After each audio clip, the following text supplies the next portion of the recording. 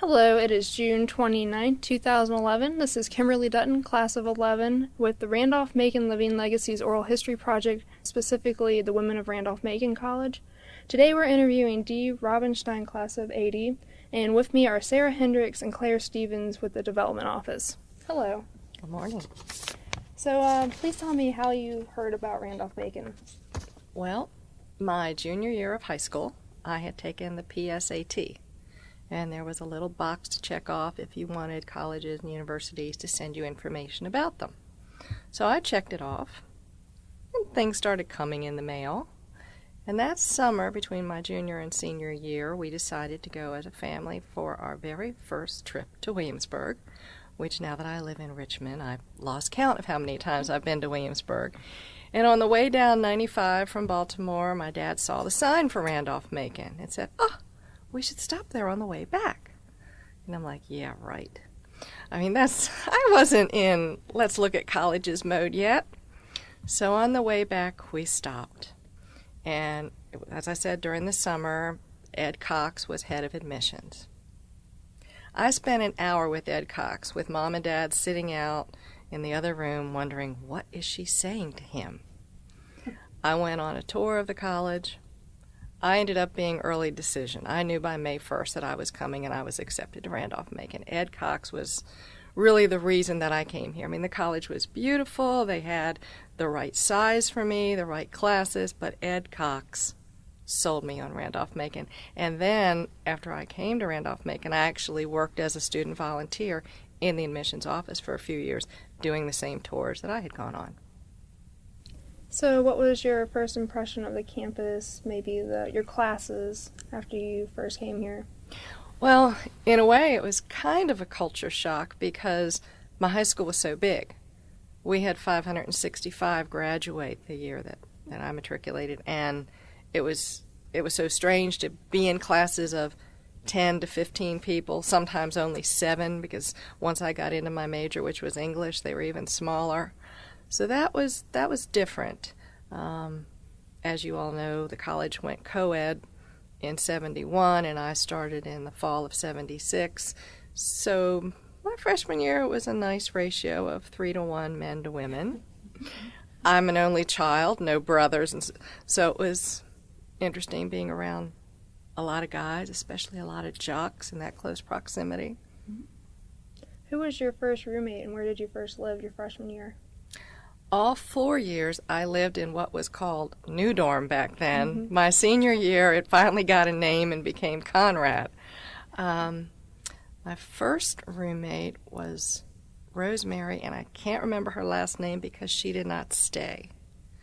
In fact, I don't know what this says, but none of the roommates I had my first and second year stayed. And then I became an RA. So I had my own room. But my suite mate, Merritt Meckling Kenny now, she and I have remained friends throughout the years, and several other girls that were on the hall. What kind of things did you do for fun on campus and maybe in the town of Ashland? Parties, especially fraternity parties, because the girls at that point, we didn't have sororities, so you could go wherever you wanted to go. I worked on the newspaper. I worked on the annual. And as I said, I was an RA. I didn't realize that when I was an RA and planned those parties that would be one of the skills that I would be using later in life, now that I'm in public affairs for the Richmond Forum and I plan these big dinner parties and receptions. So Randolph-Macon definitely put me on the right track. So who are the campus's most colorful characters, most interesting professors, or even other students? Oh, well, as far as professors, Dr. Gray was an English professor, and he was definitely very colorful, and he called everyone Mr. or Miss. He sat on the edge of his desk whenever he taught. He was older. He wasn't a younger professor, so he had a lot of stories about knowing Tennessee Williams and partying with Tennessee Williams, and I believe Dr. Gray liked to party as well. And Dr. McDonald was my Shakespeare professor, who was another character, and that's all I'm going to say there. Okay. As far as other classes that I took, I guess the English ones, because I took so many of them and I have the same professors over and over, would be the ones that would stand out. Dal Wooten, I took a number of classes from him. Oh, I have a semi-naughty story to tell you. My freshman year, back in January, it was called Colloquy then, and it was still one class of intensive study. Well, I took a drama one, and there were 22 girls in the class. Dal Wooten and Professor Marsteller were team teaching. And we would go to different areas, different venues in Richmond and even up in D.C. and see plays.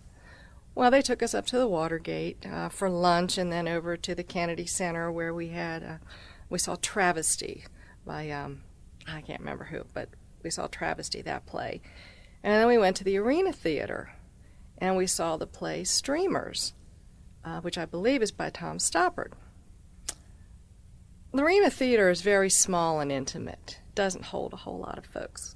We had seats in the back, but you still felt like you were close to the action.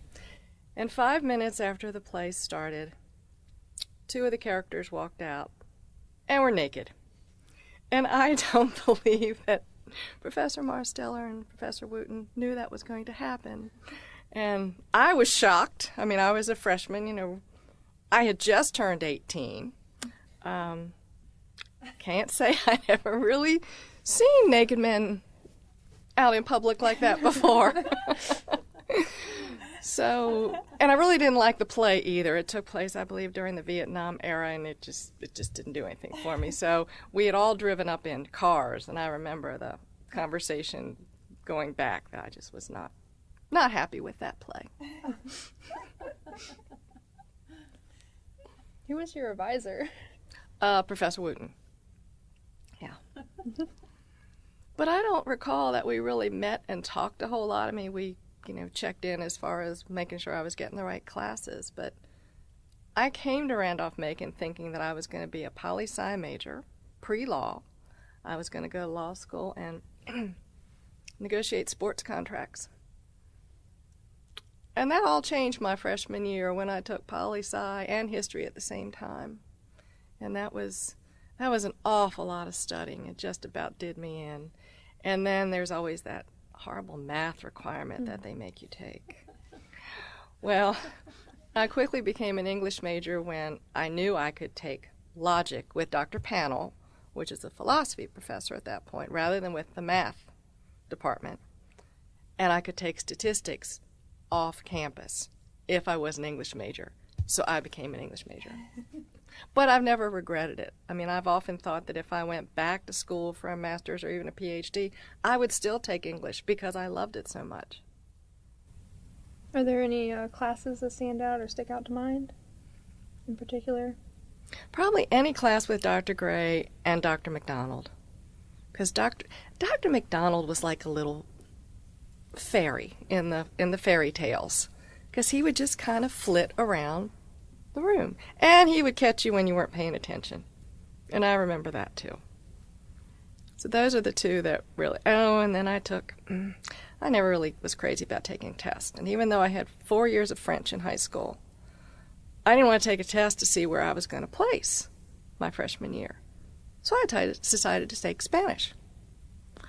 They really didn't like it when I would say things with a French accent. That did not go over.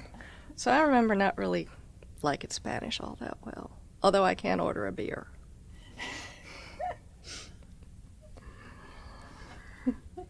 Well, what about the campus facilities, like the dining or the library? Could you describe those for us? Well, the library I loved, and I did spend a good amount of time there, but the library still had the old card catalogs, and it looked and smelled like an old library. The dining facilities, well, I really don't have a whole lot of positive things to say about that. One thing that stands out was when it was, football season, and seeing all these big burly football guys in line with these red trays lined up with all these glasses of milk. There were a couple of them that would do, and they just kept going back in the line, and I'm thinking, how can they eat 2 and 3 times the food that I'm eating when I'm having a hard enough time getting the first serving down? I lived a lot on mint chocolate chip ice cream and Melba toast with American cheese and pickles. I did make it to breakfast, though. The eggs weren't bad. I always wake up hungry, so I always made it to breakfast. But no, it was not an aesthetically pleasing venue for one thing. But I survived. Did everyone basically eat at the same time? Well, I think it was open for like 2 hours. And I never understood why it opened at 4:30, because everybody was always staying up late. You'd have to eat again later. And the way I was brought up, we always ate. The earliest would be 7 o'clock. Typically it was 8 o'clock. And by then the cafeteria was closed. So I did make a number of runs over to the snack bar, usually for French fries and some soda. Where was the snack bar? In the campus center. Where it still is. Mm-hmm. But it looked a lot different. The only thing that still looks the same, I mean, I guess New Dorm looks the same. I haven't been in there in a while, is the bookstore. The merchandise has changed, but the same size and layout of it. The books are still where the books have always been. The clothes are still where the clothes have always been. And now they're switching the football field, so that'll be different orientation. But no, I mean, there have been some great improvements here, especially the dining hall. But I miss that you used to walk that path from one end of campus to the other, right through where the dining hall is. But it's fun to come back and see the changes and the positive things, and the students, the young students. I know I never looked that young. What about the academic buildings? Was there like Fox Hall? Mm-hmm. Yes, Fox Hall goes back that far. And Haley Hall. Haley Hall is where I had the majority of my classes being an English major. And then I did take an elective in Oriental Art, and I took one drawing class, too. Is that Pace? Mm-hmm. Okay. Now, back then, the houses across the street were not college houses. They still belonged to individual folks. Because I wonder how many times in the art classes some of those houses were drawn. Because everybody would sit out there, it's a nice day, and sketch those houses. What about sports events like Hampton, Sydney? Did you attend any of those? Oh, definitely. Yeah, definitely. The big football games, yeah. I wasn't that much of a football fan, but, if it was a nice afternoon, definitely Hampton, Sydney. I pretty much went to the basketball games. That was men and women, because I had good friends on both teams. So, and my freshman year, we were very fortunate that the team went to the NCAA finals all the way up in Massachusetts and Springfield. So that was a pretty cool way to start your freshman year. Did you go up to that? No, I didn't. And I believe it snowed either here or there, or maybe both places, but no, I didn't make it. I did go down when we played Cheney State at the old Parker Field, which is now, Parker Field is gone and the Diamond has been built there on the boulevard in downtown. But we beat Cheney State. What about Greek Day? Did you participate in that? Well, they didn't have sororities. Okay. So I'm not even sure we had a Greek Day per se. I don't remember if we did. So at some point I know that they had, especially in particular before sororities, the dorms would compete against each other. So like New Dorm would compete against Mary Branch or versus Garland. Or was that against your I've either blocked those memories or wasn't around when it happened. I can't say I remember that. Tell us about some of your friends on campus and maybe important relationships you had with other people. Well, 2 of my longest lasting relationships are with Merritt Meckling Kenny, who married Harry Kenny. They're both class of 81, and Cindy Crable-Shatakursky, who's class of 81. They were both on my hall. Merritt was one of my suite mates, and we started that friendship basically when she and Cindy both were freshmen and have been lifelong friends until now. We still get together several times a year.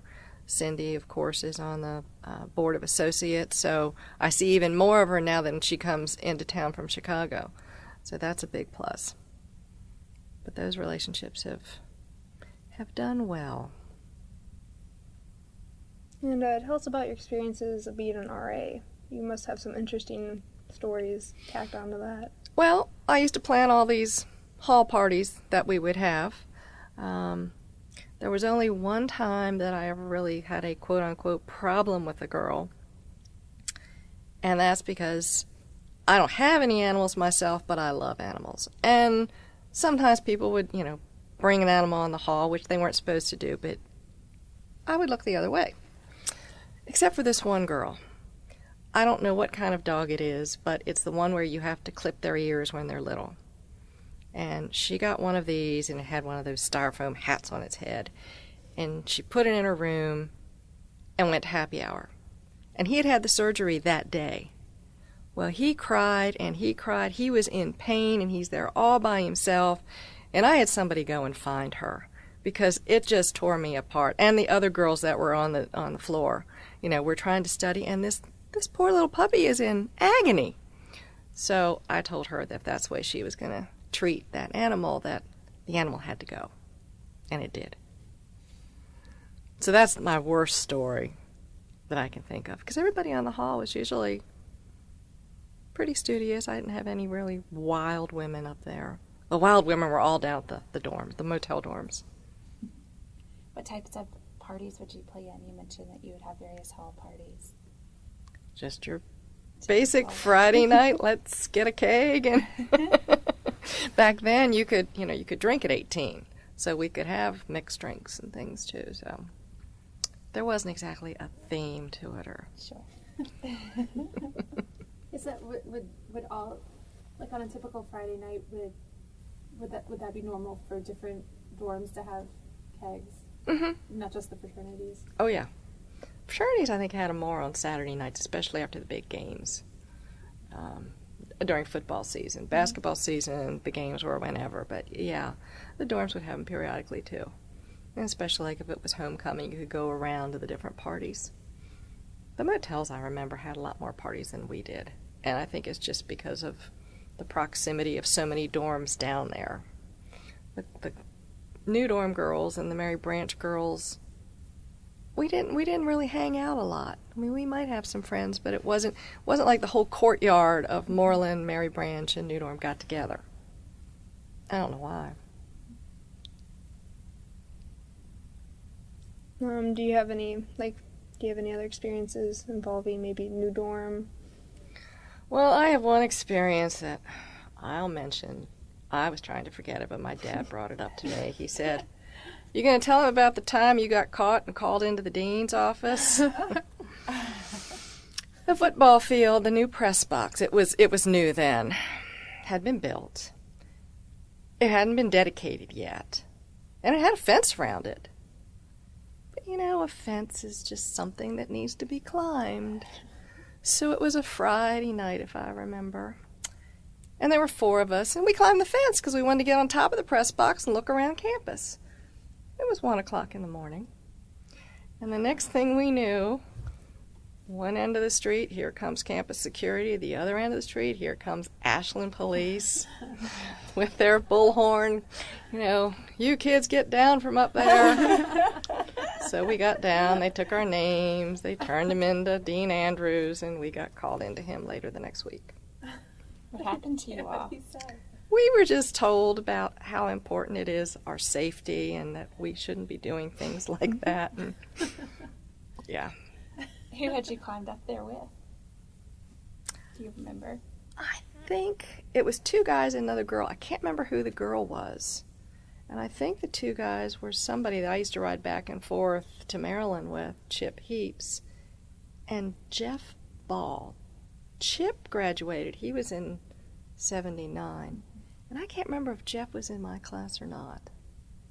But yeah, it was the 4 of us. So that was the worst thing I did at Randolph-Macon.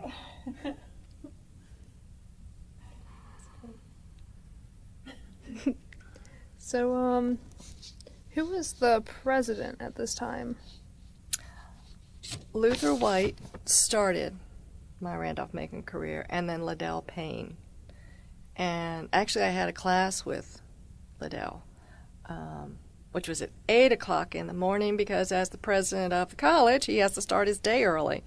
But it was a spectacular class on Faulkner, because he is a Faulkner scholar. And that was one of the highlight classes, and that was a Jan term as well. Did you guys participate in, what do they call it, inauguration? Matriculation? Yeah. Oh, no. For the president? I don't know what it's called. Yeah, it would be the Who was inauguration, installed as- yeah. installed, whatever. I don't remember that. Mm-hmm. I would think we would have been here, but I don't recall. Maybe we were just celebrating his inaugural event so much that I can't remember. Inaugural balls. Yeah. I remember going to dances in the old gym. In fact, when I was a senior in high school, even though I was pretty sure I was coming to Randolph-Macon, I came down for a weekend, and it was homecoming weekend. And the girl that I was staying with, her name was Toni Petrin, and she was planning on going to the dance. And, well, she had this high school senior, didn't want to just leave her in the room. So they scrounged up a dress for me, and I went to the dance as well. So anybody that nice, you got to go to Randolph-Macon. Did you know her, or were you all No. assigned? We were assigned. What else did you do that weekend, your first time coming? I'm sure I sat in some classes. Really, the dance is what stands out. Yeah, and it was in the old gym, and it was so cool in there. Do you all do anything in the old gym anymore? Okay, good. In the alumni gym? Yes.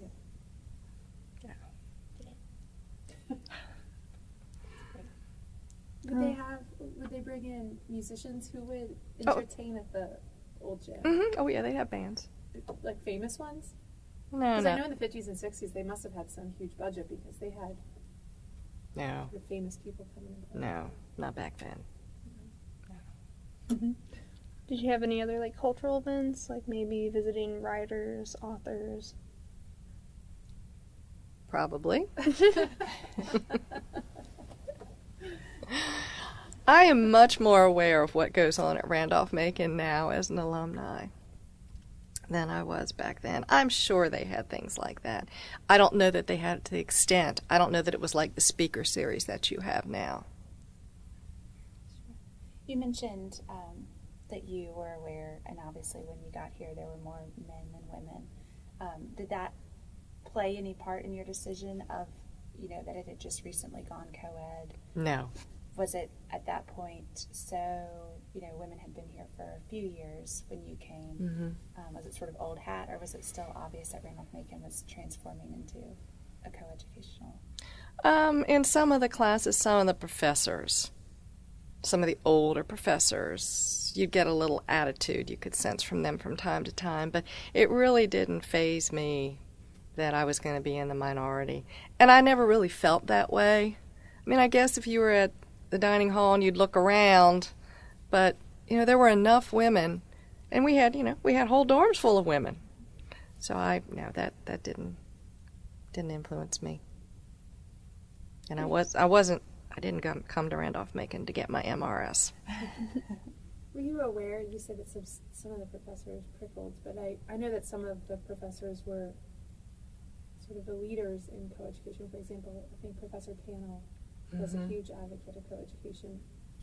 Was that something you were aware of? No. Yeah. Mm-mm. So one way or the other, wasn't?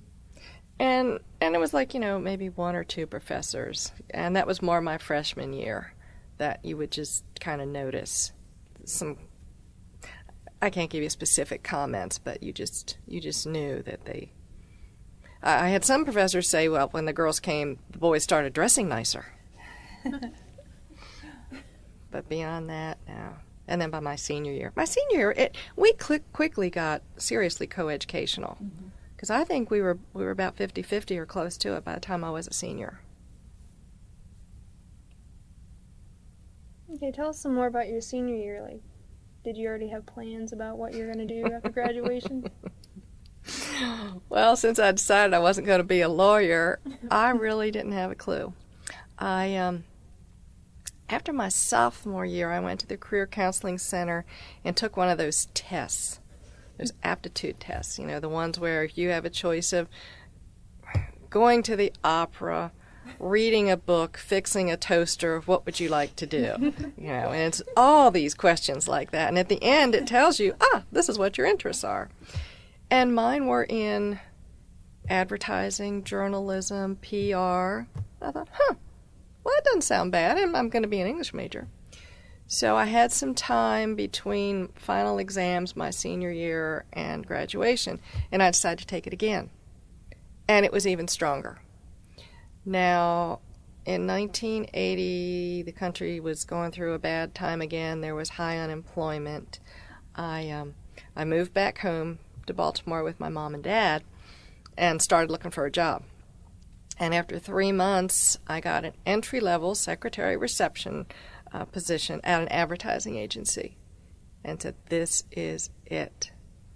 I worked there for 9 months, but I missed Virginia. I missed all my Virginia friends that I had made, and I wanted to come back here. When I was in college, my parents had moved from where I had basically grown up to another county like an hour away, and I went to a small liberal arts college. My high school friends all went to big universities all around the U.S., and we didn't stay in touch. So my Randolph-Macon relationships and just Virginia, I liked it down here.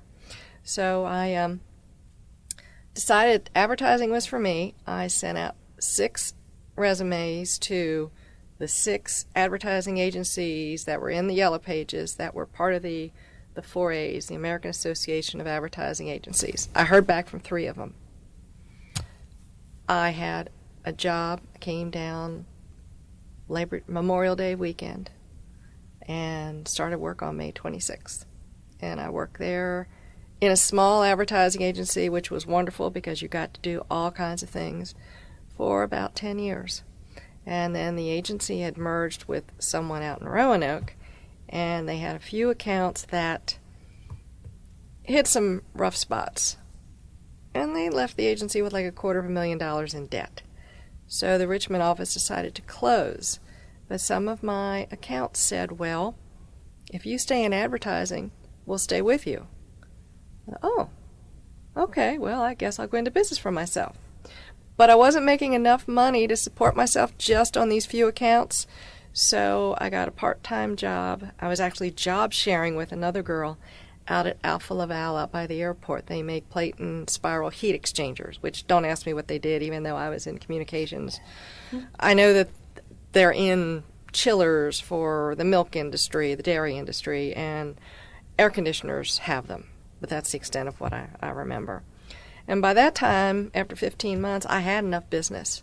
So I was on my own for about 8 years as an advertising consultant. And then I decided advertising wasn't fun like it had been. Back at Randolph-Macon when I worked on the newspaper and we printed it over at the Herald Progress, I mean, it wasn't exactly computerized and things back then. And computers were wonderful when I started my business because that let me do some of the artistic things that I can't do freehand. But more and more big corporations started buying up all the radio stations, and it wasn't so much about relationships anymore as it was about numbers. And I got bored. And so a friend of mine actually had the job that I now have at the Richmond Forum. And we were talking one day, and she wasn't pleased. She didn't like the duties that she had there and decided she was going to leave. And she said, why don't you talk to my boss? So I did. And for the first year, because I took a pay cut, the Richmond Forum is a nonprofit. So for the first year, I still had a few advertising accounts on the side. But then they finally went away because I was just having such a good time at the Forum and was so involved with that. And it's been 11 years that I've been there now, 20 in advertising and now 11 at the Forum. You mentioned a lot of your high school friends went to big universities. Mm-hmm. How do you feel going to like a small liberal arts college, like helped you get job skills? Or? Well, I grew up thinking that I was going to Penn State because that's where a number of my family had gone. My dad went there. In fact, he and Mom were married and lived at Penn State the first 2 years of my life. And so, of course I'm going to Penn State. We're a Penn State family. And then when I got their materials and saw how big they were and how specialized I had to be, you had to pick, majors were a lot more diverse at the big universities than they were like at Randolph-Macon. It amazes me how many majors Randolph-Macon has now, and everybody majors and minors in something. Nobody did that back when I graduated. I like the liberal arts education, and I think most people should have a liberal arts education because you become a more well-rounded person. You're not learning just about engineering or just about science and biology. You're learning about the arts, which I think engages you more in society and the community as a whole. So I think a liberal arts education is fantastic. How did you keep in touch with the college after you graduated? Oh, they don't let you go. I continually got mailings from them, but for the first couple years I still lived in Ashland. I rented a house up here for a while. And then a few years ago, one of the alumni from 1987, Scott Sutton, he and I had connected. I didn't know him, because I was already gone by the time he graduated. He and I connected through the forum, and, oh, you went to Randolph-Macon? Yeah, I went to Randolph-Macon. So we'd get together every now and then, and he was been very involved because he even worked here after he graduated. And one thing led to another, and the next thing I know, I'm going to this and I'm going to that, and now I'm on the Society of Alumni. So now I'm very well connected. Tell us about the Society of Alumni and your involvement with that. Well, so far I've been a bad board member. I went to the first meeting where they voted me in, and that was wonderful. Then they had one in the spring that was the same weekend that I had to work at the forum, and the forum is only 3 people, so you don't take off to do other things. So I missed that meeting. So my first official board member meeting will be in the fall. But I've also been involved with a women's group that we've gotten together about, 2.5 years ago. Shelley Olds Burns, who was class of 87 as well, had the first dinner at her house of 7 of us, of which Allison O'Brien, the class of 87, and myself were the 2 oldest. And we sat around and talked about our different experiences. And for me, it's just been fascinating to meet the younger alumni and hear what their experiences were like. I mean, even when it comes to technology, we had a phone on the hall, and that's how Mom and Dad would call us, or we would make calls. Occasionally people would have private phones in their room, but, that costs money. Not everybody could afford that. Well, now everybody's got cell phones and computers. Things were totally different back then as far as technology goes. And just the opportunities that women have that we didn't have back then because they just didn't exist anywhere. So the women's group has been fantastic, and that has grown. I think the last time we had maybe 40, 45 of us that all got together. That was a lot of fun. Do you have a question? Either of you? Well, I guess mine is a very broad question in that obviously you probably were thinking about coming here today, and if there are any stories that we did not hit on with our questions that you wanted to share. Oh, I think I shared those with you. Love to hear them. Now, I'm very pleased with what Randolph-Macon had to offer me and what I got out of the college and where the college is going. I think it's just incredible the way it has grown. A little part of me says, do we really want to get 1,500 to 2,000 students? Because part of the appeal was the small size. My freshman year, there were 900 second semester. But, that is progress. So, no, I'm very happy with Randolph-Macon. And extremely happy with Bob Lindgren. Conversely, if you could give advice, sort of in hindsight, to students who are on campus now, what kind of advice would you give them? Take advantage of all the opportunities that are out there. Go see the speakers that are coming. That's one of the things that I've done as an alumni that has shocked me. When Julian Bond came a few years ago, who was, one of the major figures in the civil rights movement, the place was not filled, and the Blackwell Auditorium is not big, but there were a handful of students in there, and that really just stunned me. Our past is as important as our future is. So I think when speakers of his caliber, or Tim Kaine, former governor, or Eric Cantor, congressman, the students need to take advantage of that.